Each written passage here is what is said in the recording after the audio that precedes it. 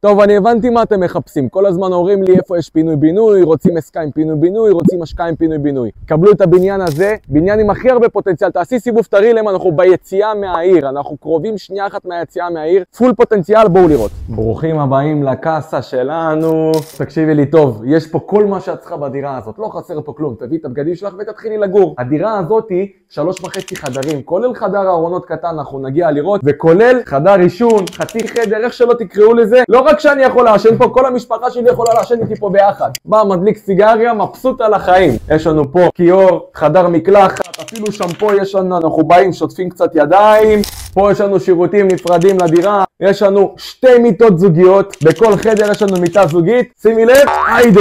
שימו לב, כל חדר שינה, יש לו את המקום שלו למיטה הזוגית, לדברים. יש לנו פה את החדר ארונות שלנו, מזגנים בחדרים. אתם קונים את הדירה, שוכחים ממנה. זה המטבח שלנו. פה יש לנו את החדר כביסה. חברים, יש לנו פה דירה שאתם חייבים לקנות. מחיר פצצה, 590,000 שקלים, וזה יכול להיות שלכם. מוכן. אתם שמים 15,000 שקלים רק לתיקונים קטנים, ומזכירים את הדירה. כבר 3 שנים היא הייתה מוזכרת ב-2,400. אתם חייבים להבין, זה דירה עם פינוי-בינוי בדרך. תפנו אליי, תקבלו יותר פרטים.